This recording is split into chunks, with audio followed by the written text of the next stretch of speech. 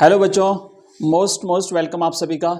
आज की जो अपनी ये क्लास है हिस्ट्री की, बहुत ही इंटरेस्टिंग, इम्पोर्टेंट, महत्वपूर्ण और शानदार क्लास होने वाली है। और इस क्लास में हम करेंगे आज most important questions, very very important हैं, सिलेक्टेड हैं। और विश्वास मानिए कि अगर आपने सही ढंग से इस क्लास को अटेंड कर लिया तो आज के सारे क्वेश्चंस आपको इसी क्लास में याद हो जाएंगे। ये मॉडल पेपर सेकंड के तहत हम इस प्रकार के क्वेश्चंस करने वाले हैं। तो देखो, सबसे पहला क्वेश्चन है बच्चों कि पुराणों का संकलन काल माना जाता है। देखो, पुराणों की अगर हम बात करें तो पुराणों का संकलन काफी लंबे समय में हुआ है। श्रुति काल से लेकर के, श्रुति काल का मतलब ये होता है कि पहले जब लिखावट का दौर नहीं शुरू हुआ था और चीजें जो है वो सुन सुन करके सिखाई जाती थी, आगे बढ़ती थी। तो उस काल से लेकर के 12वीं सदी तक आते आते पुराणों का संकलन हुआ है। माना जाता है कि ब्रह्मा जी ने पुराणों की जो है एक प्रकार से उनको सुनाया था और वेद व्यास जो है इन्होंने इसका संकलन किया है, ऐसा माना जाता है। जो ऑप्शन है, इस ऑप्शन के आधार पर हम यहाँ पे करेंगे, राइट आंसर रहेगा कि लगभग 200 ईस्वी तक इनका संकलन काल माना जाएगा। और पुराण जो है ना, इनकी संख्या बच्चों 18 मानी जाती है, 18 पुराण माने जाते हैं। और वेदों के सहायक ग्रंथों के रूप में इनकी पहचान है। मतलब वेदों में जो कठिन चीजें लिखी हुई श्लोकों के रूप में उनको यहाँ पे इजी तरीके से, सरल तरीके से समझाया गया है। तो अब मैं आपको सही ढंग से, अच्छे तरीके से याद हो गया होगा। अगर पुराणों से रिलेटेड कोई भी प्रश्न आता है, अगर संख्या पूछी जाती है तो पुराण 18 है। और अगर पूछा जाता है कि इनका संकलन काल, तो आप लिखेंगे 200 ईस्वी सन। नेक्स्ट प्रश्न है दूसरा। अगले क्वेश्चन में आगे बढ़ेंगे। दूसरा प्रश्न है, मिट्टी से बने हल के प्रतिरूप, मिट्टी से बने हल के प्रतिरूप किस स्थल से प्राप्त हुए हैं? रोपड़, पंजाब, धौलावीरा, गुजरात, कालीबंगा, राजस्थान, बनावली, हरियाणा।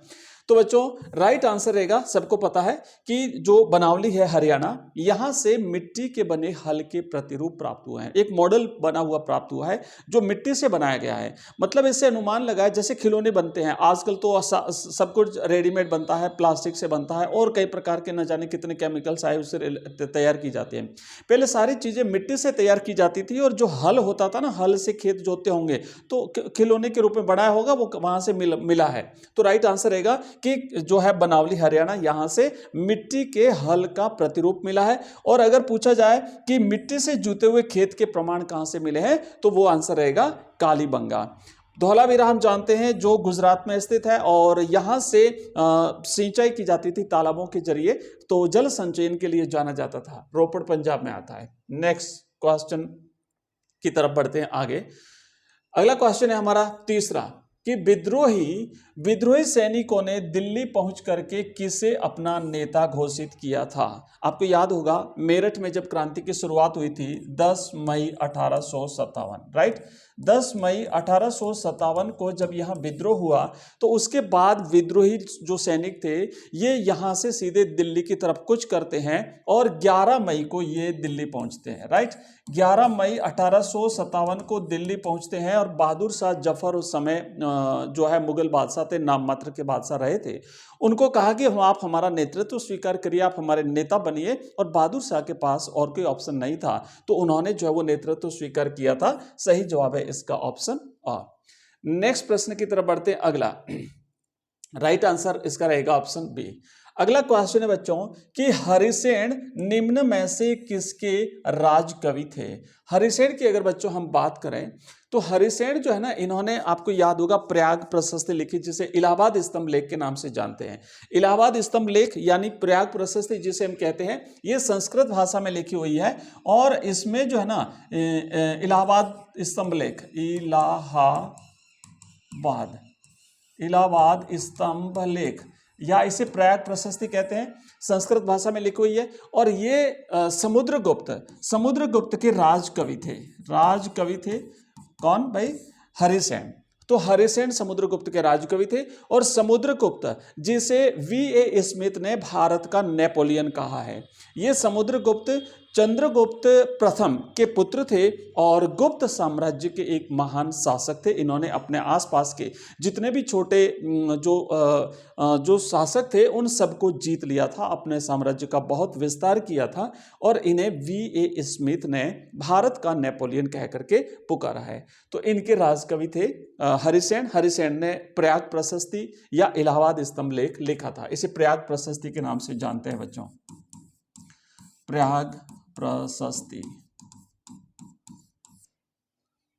चलिए नेक्स्ट प्रश्न है अगला क्वेश्चन है कि किन शासकों को उनके मातृ नाम से चिन्हित किया जाता है।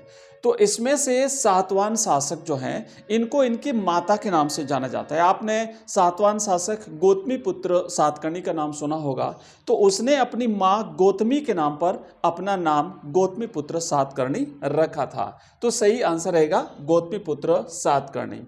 अगला क्वेश्चन है कि सारे जहां से अच्छा हिंदुस्तान हमारा गीत किसने लिखा था।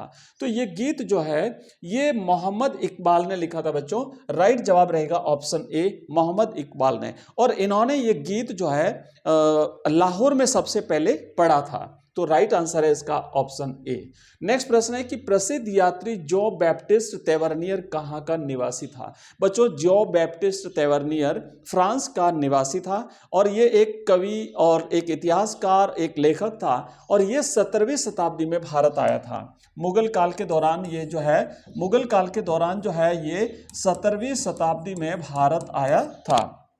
तो ये फ्रांस का निवासी था। सही जवाब रहेगा ऑप्शन ब।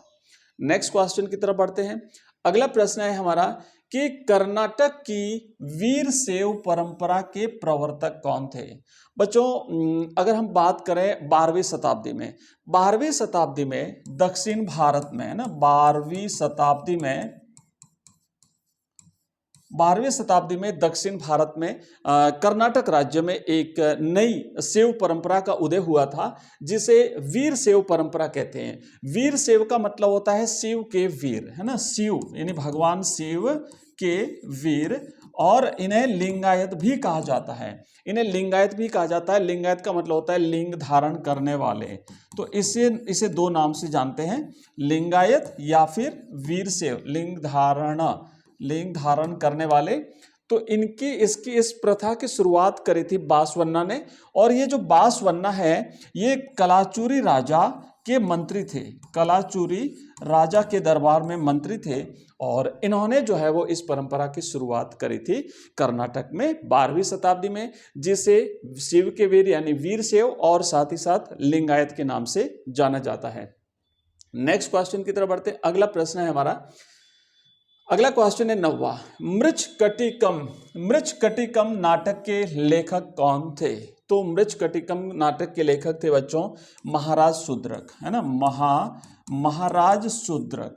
इन्होंने संस्कृत का ये ग्रंथ लिखा था और इसमें जो है ना मृच्छकटिकम का मतलब होता है मिट्टी का खिलौना या मिट्टी की गाड़ी।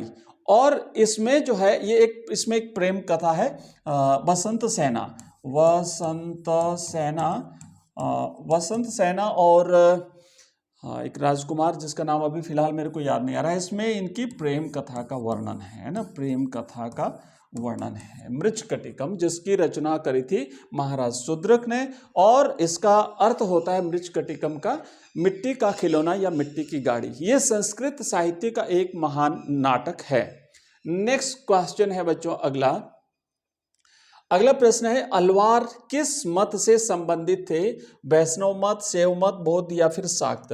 तो अलवार, हमने पहले भी इस प्रश्न को कई बार किया है बच्चों, अलवार वैष्णव मत से संबंधित थे। भगवान विष्णु या भगवान नारायण को अपना आराध्य मानते थे। और ये अलवार जो थे ना इनकी संख्या थी 12। ये 12 संत, तमिल संत और कवि थे। और इन्होंने जो है ना एक काव्य लिखा है जो इनकी जो रचनाओं का संकलन है ना, प्रबंध कट्टिकम नलयिरा दिव्य प्रबंधम, है ना, नलयिरा दिव्य प्रबंध, नलयिरा दिव्य प्रबंधम। तो ये जो एक ग्रंथ लिखा है, 12 संख्या थी इनकी, भगवान विष्णु के ये संत थे।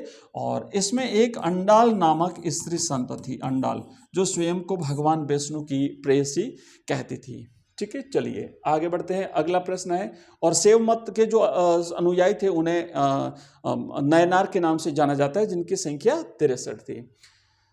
अगला क्वेश्चन है बच्चों, मनके बनाने के लिए कौन सी बस्ती प्रसिद्ध थी? तो सिंधु घाटी सभ्यता में चन्नू दड़ो जो है वो मनके बनाने के लिए प्रसिद्ध थी। राइट आंसर रहेगा ऑप्शन द।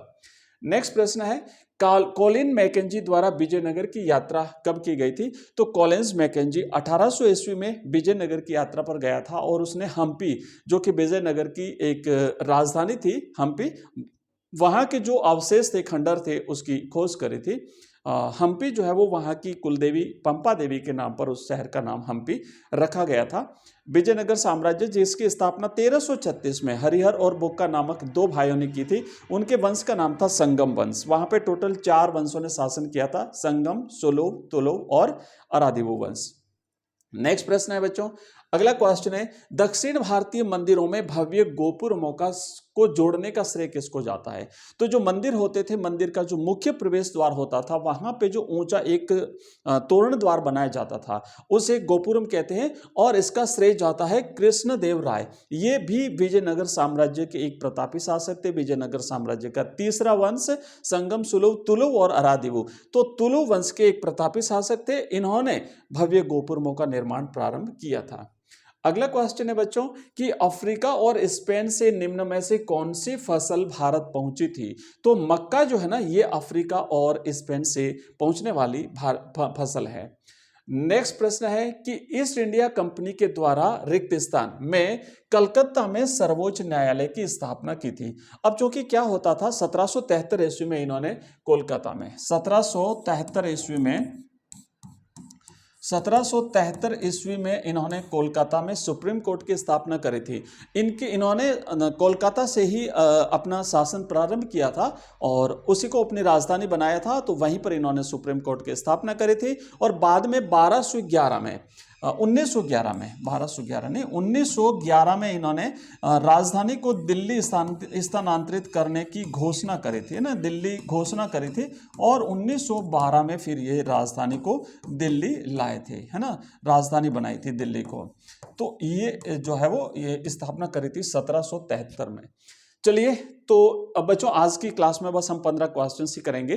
कैसे लगे आपको ये क्वेश्चंस, मुझे कमेंट बॉक्स में कमेंट करके बताइएगा। ये क्लास अपनी रेगुलर चलेगी। हमारी बाकी जो क्लासें चलती है उसका भी मैं एक बार आपको हल्का सा टाइम बता देता हूँ कि हमारी जो क्लासें कैसे चलती है। तो देखो, सुबह 6 बजे तो अपनी रहती है बच्चों, सुबह 6 बजे रहती है हिंदी अनिवार्य की क्लास। उसके बाद 7 बजे रहती है बच्चों हिंदी साहित्य की क्लास। उसके बाद ये तो दोनों सुबह वाली क्लास है ना, ये दोनों सुबह अपनी क्लासें लगती है। उसके बाद शाम को 5 बजे क्लास जो लगती है वो इतिहास की रहती है, ये अपने इतिहास की क्लास आती है। उसके बाद शाम को 7 बजे जो है ये राजनीति विज्ञान की लाइव क्लास आती है। राइट, ये राजनीति विज्ञान की लाइव क्लास रहती है। और 8:30 बजे जो है बच्चों ये अपनी रहती है भूगोल की क्लास। और अब ये भूगोल की क्लास बहुत ही जल्दी कंप्लीट होने वाली है, इसके स्थान पर हम हिस्ट्री की क्लास शुरू करेंगे, लाइव क्लास। ये अपनी दोनों लाइव क्लासेस रहती हैं। ओके, ये दोनों क्लासेस जो है वो लाइव रहती हैं। इसके अलावा बच्चों हमारा ऐप है, जो नए बच्चे हैं उनको बता देता हूं कि हमारा ऐप है एजुकेशन राइज नाम से, जहां पे आपको बच्चों मिलेंगे मॉडल पेपर्स। ये जो कंप्लीट हम पढ़ रहे हैं इसकी पीडीएफ नोट्स के रूप में, वीडियोस के रूप में, और कंप्लीट मॉडल पेपर्स मिलेंगे और नोट्स भी मिलेंगे। आप किसी भी सब्जेक्ट्स के नोट्स अगर चाहते हैं, कंप्लीट नोट्स ओनली 11 रुपीज़ में, 11 रुपये में आपको नोट्स मिल जाएंगे। अगर बच्चों टेस्ट सीरीज आप ज्वाइन करना चाहते हो, टेस्ट सीरीज में जब आप टेस्ट सबमिट करोगे तो वहाँ पे जो आपका रिजल्ट होगा आपको इमीडिएटली पता चल जाएगा। आपकी रैंक क्या है वो भी पता चलेगी, जो क्वेश्चंस गलत हुए उसका राइट आंसर क्या है वो भी पता चलेगा, आपसे आगे कितने बच्चे हैं ये भी आपको पता चलेगा, और आप अपनी रैंक को वो इम्प्रूव करने के लिए बार बार उस टेस्ट को दे सकते हैं, कई सारे टेस्ट दे सकते हैं। तो ये सीरीज है अलग अलग हिस्ट्री की, पॉलिटिकल साइंस की, ज्योग्राफी की, हिंदी कंपलसरी की। ये अगर आप ज्वाइन करना चाहते हैं तो ओनली 11 रुपये में। और अगर कंप्लीट कोर्स आप चाहते हैं बच्चों, कंप्लीट कोर्स ओनली 99 रुपये में आप हम आपको दे रहे हैं। बोर्ड एग्जाम्स तक आपकी कंप्लीट वैलिडिटी रहेगी। इस कोर्स में आपको टॉपिक वाइज, सब्जेक्ट के चैप्टर वाइज कंप्लीट नोट्स मिलेंगे, वीडियोस मिलेंगे, एमसीक्यूज मिलेंगे, और ये टेस्ट सीरीज भी आपको उसमें मिल जाएगी। और वीडियोस जो है वो कंप्लीट आपको सारे के सारे वहां पे मिल जाएंगे।